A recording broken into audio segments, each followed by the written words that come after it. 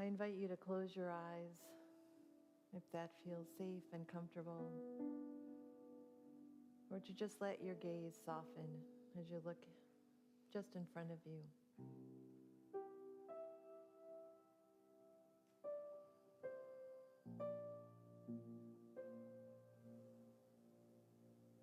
Focus your attention on your breath, surrendering to the rhythm of your breath in and out.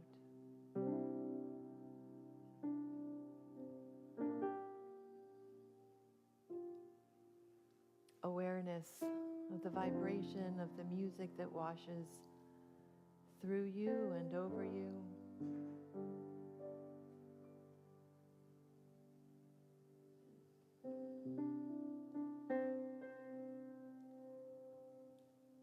And begin to sense, if you can, that in these few moments of awareness of our breath,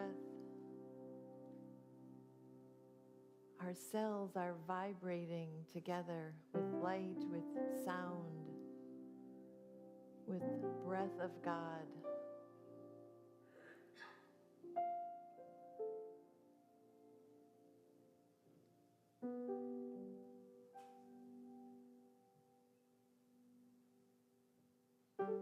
And sense your whole body supported in this moment, just where you are.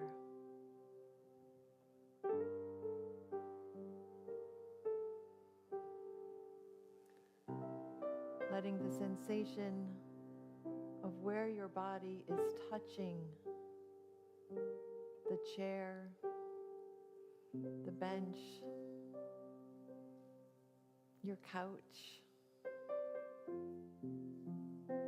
let that ground you to this moment.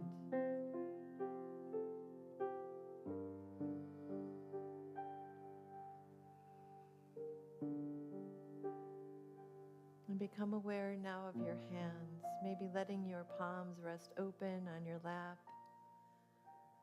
or at your side.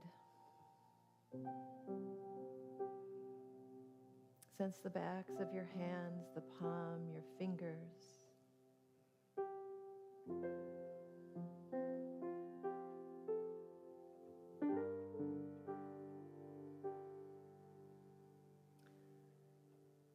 And notice now your left hand. Bringing your awareness to that left hand and let it hold the chaos. Let it hold something that breaks your heart, that worries you.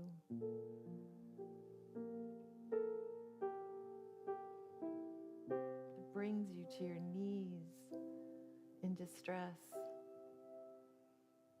And just sit with it lightly, letting it rest beside you in the palm of your hand. Grief sits here with me. Fear sits here with me. Let it just gently rest.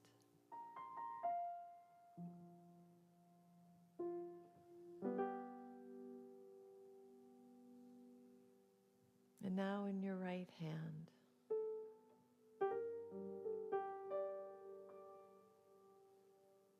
sense the calm beneath the chaos. A moment when you felt held.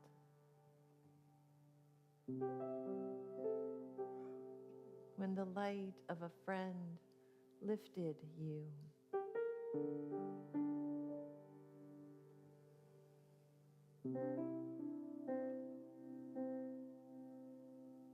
When a small moment of joy brought a smile and warmth.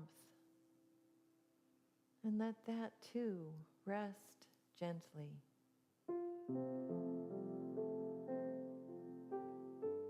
Just in the palm of your hand.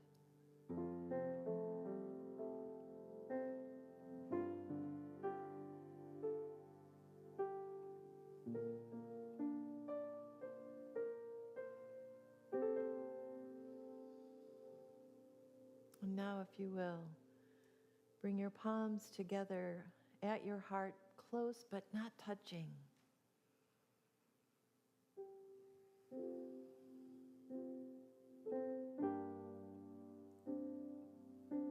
Sense the energy pulsing between the palm of your left hand, the palm of your right hand, the center of your own heart.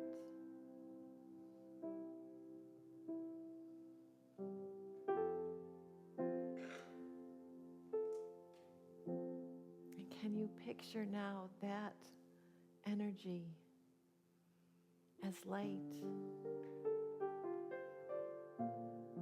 The light you bear.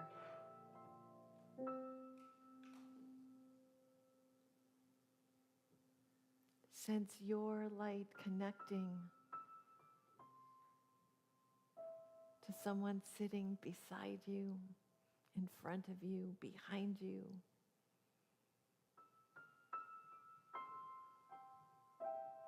Sense your light connected to all of those in your own circles that you love and hold dear.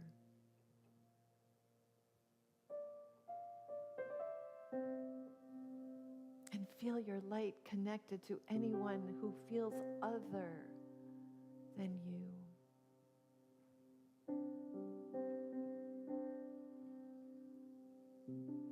Feel your light connected to all of those beings whose pain echoes the pain you have felt and whose joys echo the joys you have felt.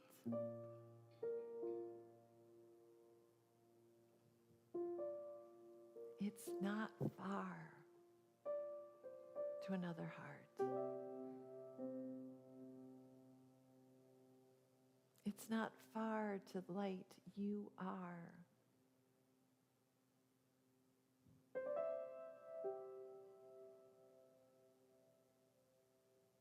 We are the light of the world.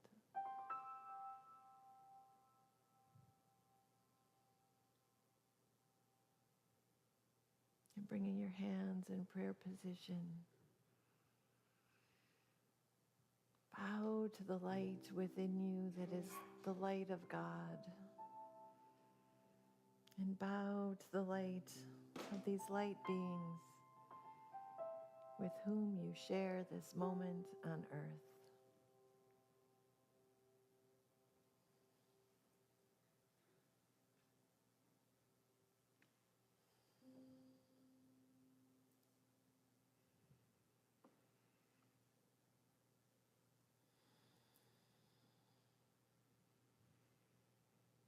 And come fully into this space.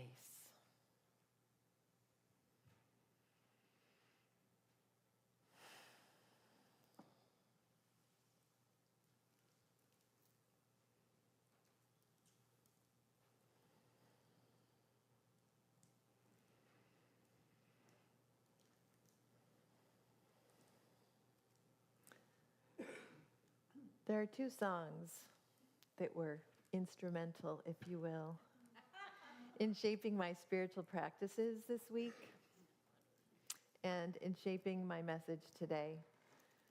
One that Roger shared with me that you'll hear during our offering, Shine On, Steady On.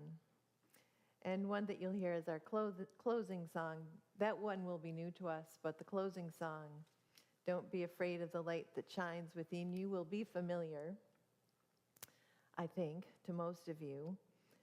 And I felt it necessary to say a word about that because there's a line that I really love in it. Out of the cold, dark winter space, we come together looking for Brigid's grace. And I just wanted you to know that I know we're not looking for my grace. But it's delightful to have my mom and dad here with us today and to remember how grateful I am to Mom for naming me after her great-grandmother, Brigid Mahoney, because I have really come to love the legacy of that namesake that calls us in that Celtic tradition to radical, lavish hospitality in sharing our light.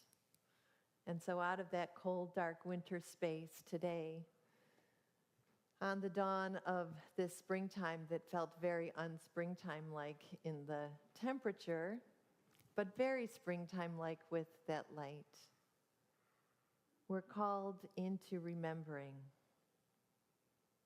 that we let our light direct us. So let me begin with Matthew. You are the light of the world. A city built on a hill cannot be hidden. No one, after lighting a lamp, puts it under a bushel basket, but on the lampstand, and it gives light to all in the house. In the same way, let your light shine before others, so that they may see your good works and give glory to God. Where I landed in the challenge of that short little scripture passage this week was remembering that that light gives light to all in the house. Not just the ones in the house that I get along with. That light shines on all. And as we shine our light on all, that is how we give glory back to that unnameable source of our light, that omni-nameable, ever-present source of our light.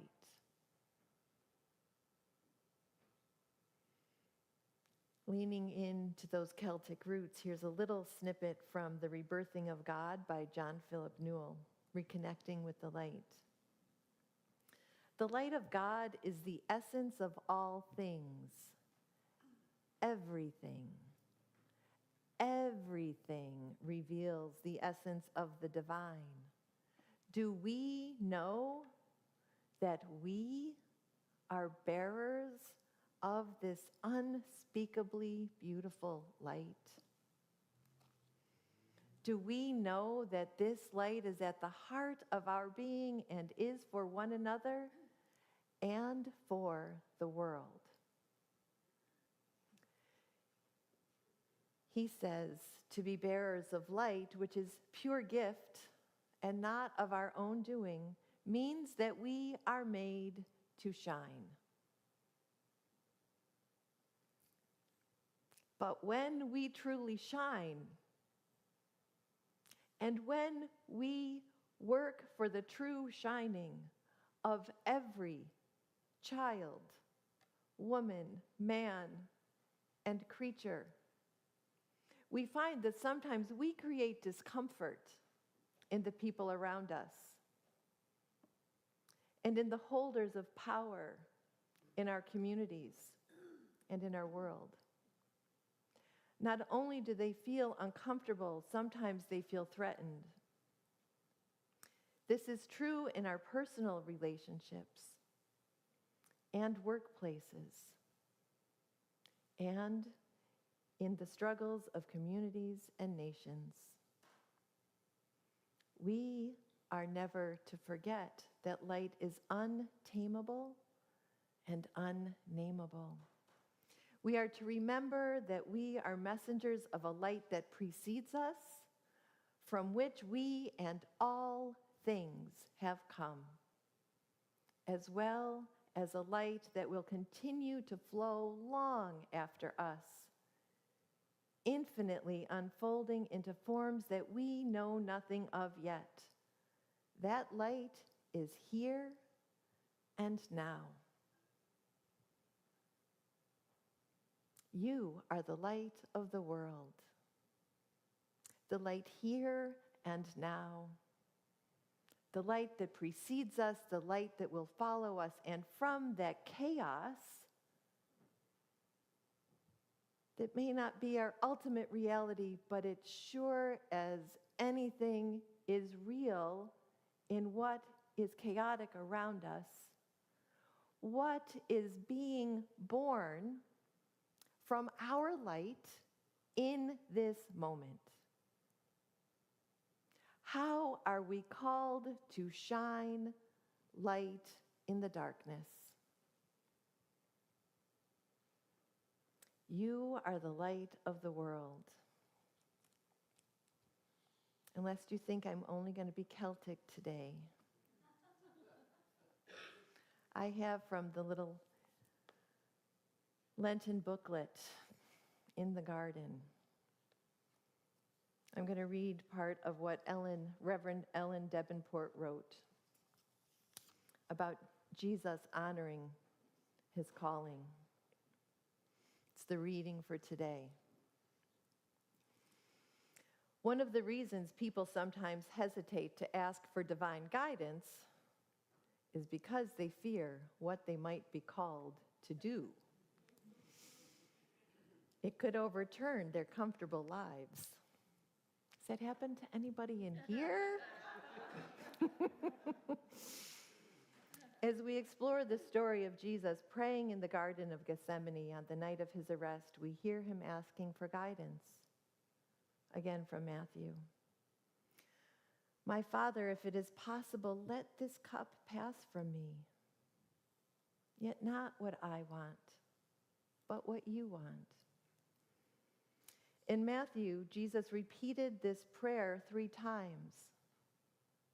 In Luke's version, Jesus was so distraught that his sweat became like great drops of blood falling on the ground. Jesus knew that under the oppressive Roman regime occupying Judea, his teachings seemed radical and were easily misunderstood. While his primary teaching was to love one another, it was interpreted by the authorities as rabble-rousing or blasphemy. Despite the danger, Jesus, a few days earlier, had ridden into Jerusalem on a donkey, with his followers shouting hosannas and waving palm fronds. At the same time, on the other side of town, the Judean governor, Pontius Pilate, was entering Jerusalem in a military procession with pageantry fit for an empire whose leader called himself the Son of God. Jesus didn't change his message. This was the week he overturned tables in the temple. In John, it was the week he raised Lazarus from the dead. He didn't hesitate to draw attention, teaching, attracting crowds, performing miracles, and letting the chips fall where they may. Jesus was carrying out what we can clearly see was his soul's purpose. But he didn't get to skip any of the human steps. And neither do we.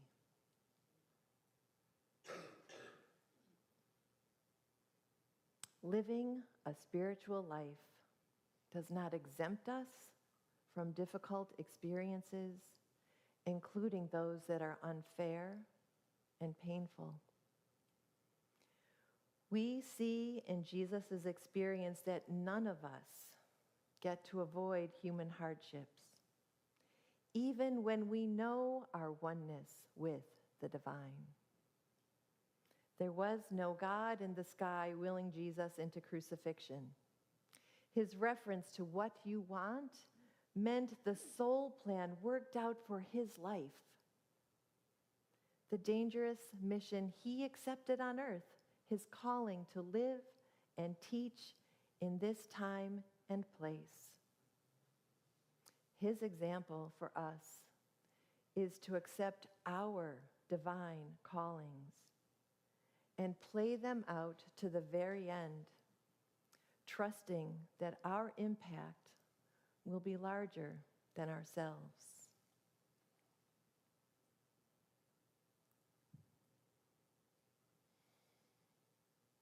Last week, I asked us to consider those little old bracelets. What would Jesus do? And to ask ourselves, can we do what Jesus did?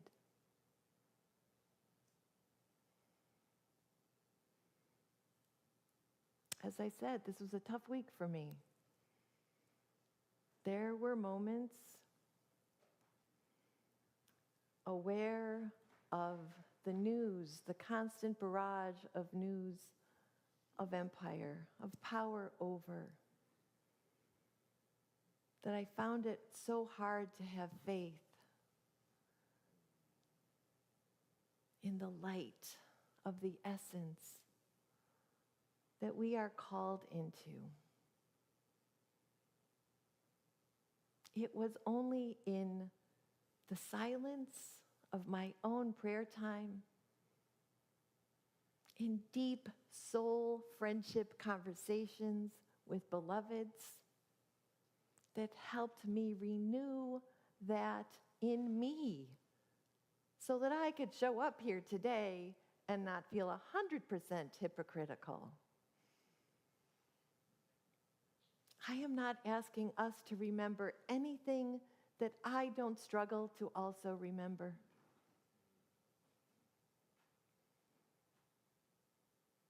Don't be afraid of the light that shines within you.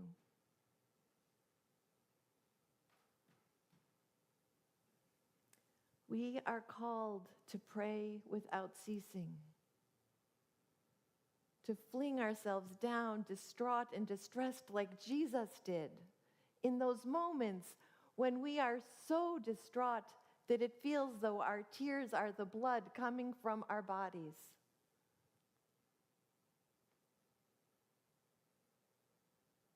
Over and over in the scriptures, Jesus goes off to pray by himself, with his friends.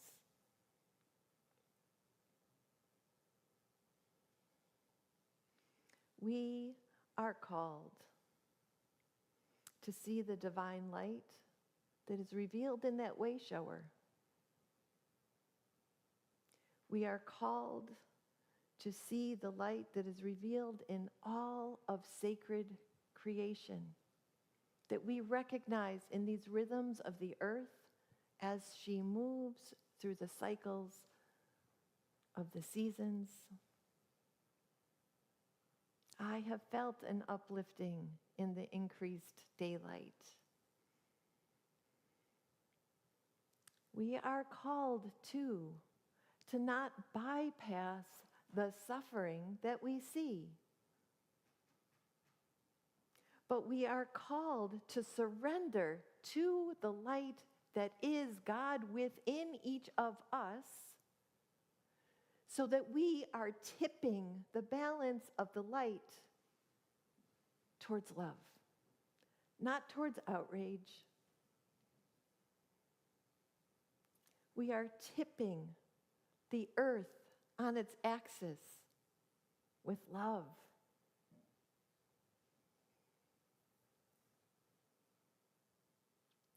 My soul's purpose this morning is called to share something with you that I read this morning in the early hours of morning that feels like a litany.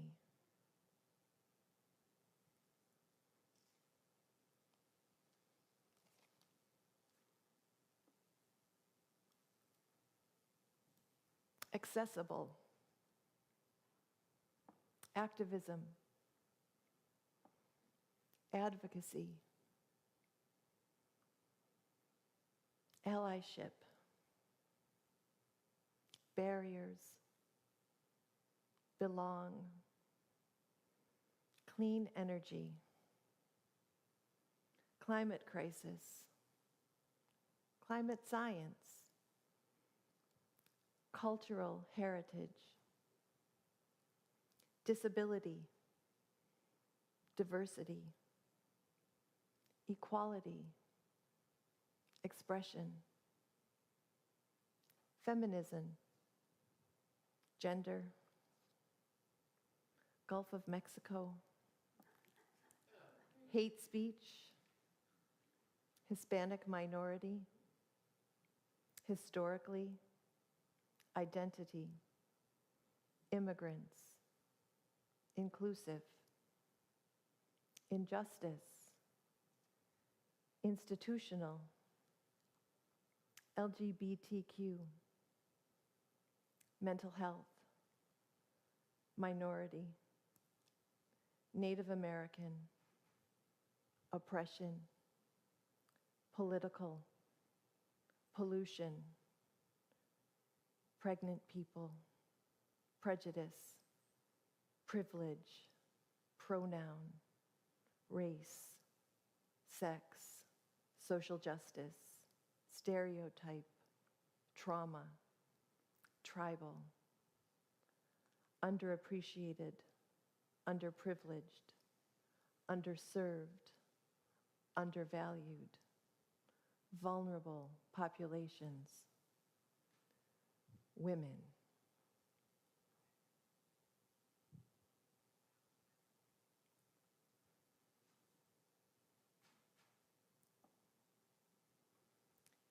These are some of the words that have been scrubbed from websites, from government memos, from official and unofficial agency guidance,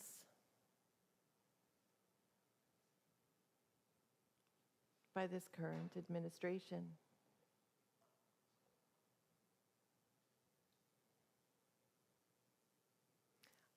I know that that litany may feel like I have stepped over a line into the political, a line that I actually try very hard, feels like a tightrope walk sometimes.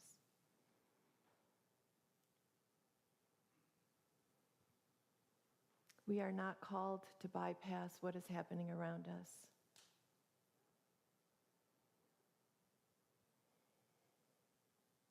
But neither are we called to live in outrage.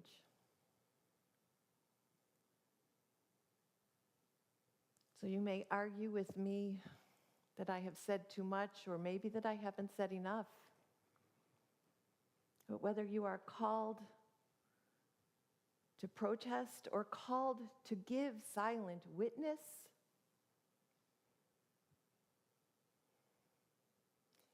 we are called to be light,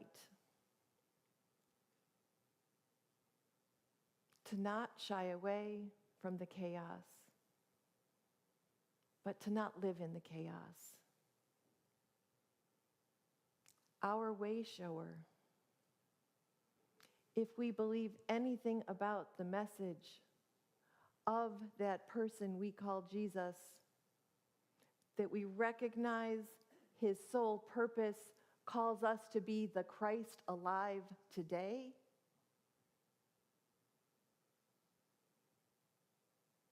we are called beyond our comfort, each in our own way.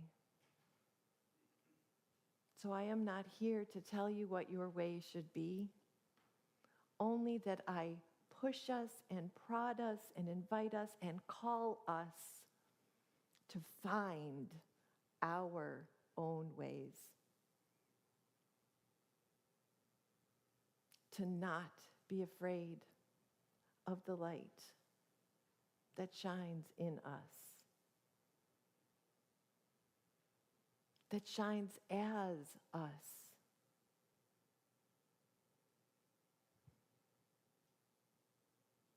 We are called to be the light that we love.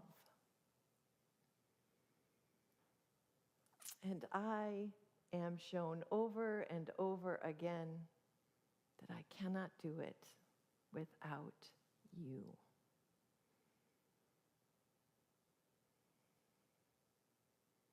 So let us shine our light softly, brightly, blazingly, each as we are called, but without ceasing, because we are the light of the world. And when we bring that light to bear in love, in all of our actions, we give glory to the source of our light. And so it is. And so it is.